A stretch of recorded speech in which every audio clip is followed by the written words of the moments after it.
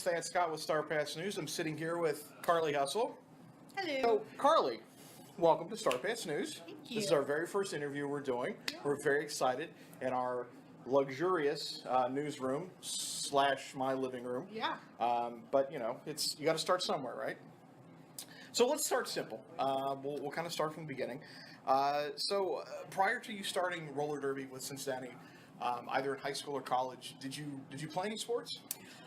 Not in high school. I'm going to be honest, I really hated my high school. So I had played sports as a kid and I'd played some recreational sports. Okay.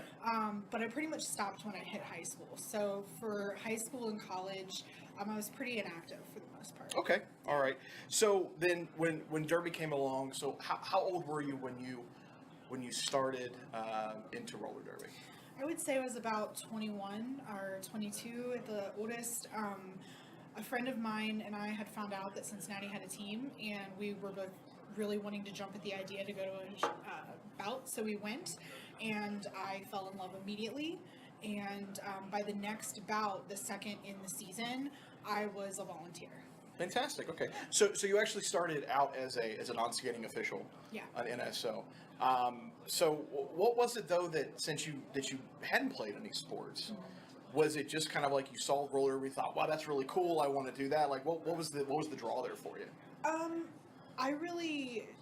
It was a lot of things, to be honest. When I graduated college, I kind of felt a little lost. I didn't really have a lot of hobbies and stuff at the time, so I started taking an inventory of the things that I still had in my life that I was really passionate about, and derby was that big thing for me. And I'd always wanted to give it a try because I saw the passion that the players had, and I saw how aggressive and talented and strong they all were, Yeah. and I obviously wanted that for myself. So when I realized that I actually had some time on my hands to take up skating, then I decided to go for it. Okay. So had you roller skated? I mean, I guess we've all roller skated before, but how was your aptitude for skating when you started? It's funny you should say we've all kind of skated before. I hadn't. I grew up in Indiana, and there were no sidewalks. There was no roller rinks. There was nothing. So you didn't have like fifth grade day at the rink kind of thing on a Friday? Wow. Absolutely okay. not. Wow. Okay. So everyone else, it seems, had that at some point. I hadn't. So the first night I got out there, I was very much like Bambi. Mark Webber physically had to hold me up to keep me from falling. And it was that way for quite some time. Oh gosh. Yeah. Yeah. So as you mentioned, you started out as a non-skating official. Is that what you had wanted to do, or did you immediately think I want to play? So that kind of, you looked at that as kind of like a way to get your foot in the door, or how did you get into being an NSO first? So during college, I was incredibly busy. I was on the student newspaper. Really, being an NSO was the biggest commitment that I could give to the league at the time. Playing in the league was something that was a far-fetched dream at the time. It was one of those things that I was like, oh, that maybe someday, but that'll never happen. And so when I started NSOing, I was strictly NSOing just to learn the game and to be more involved with the league. I just wanted something in my life, and I was feeling unfulfilled, and I felt like derby gave me that.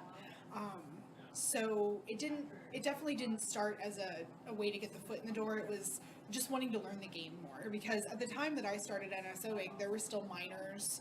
There was still, there was still all kinds of... So we're going old school then. Yeah, so, all right. So the rule set was a lot harder to catch on to as a spectator. Yeah. So, and they still are. I mean, the rule book is ridiculously long, and it's ridiculously difficult for people that have never seen a game when they come to the first time.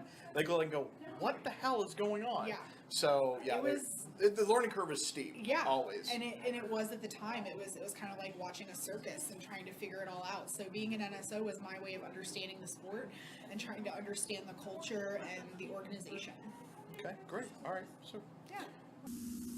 After these messages, we'll be right back.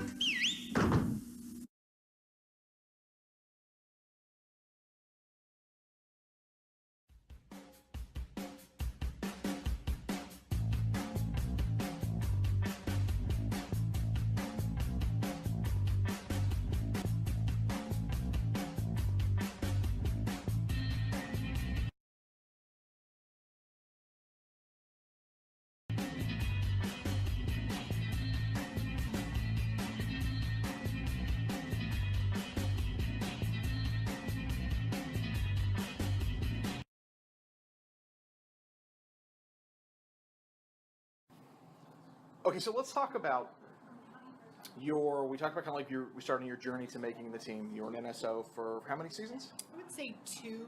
2. Yeah. I actually just had the funniest memory. You were, I don't know if you were when we used to like do the text casting, yeah.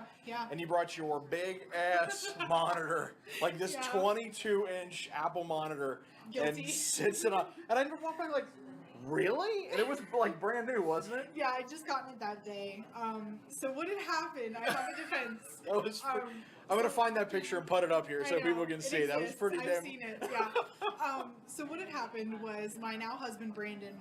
He had moved out to Iowa and he had the laptop in the relationship. I didn't have a laptop. Oh, okay. So I just purchased this giant iMac.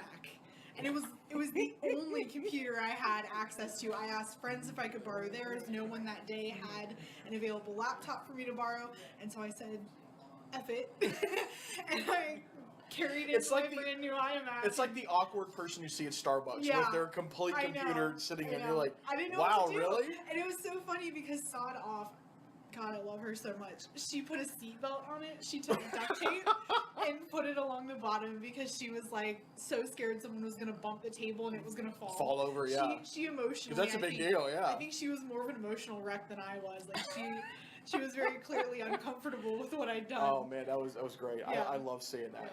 Yeah, it was a lot of fun. Yeah.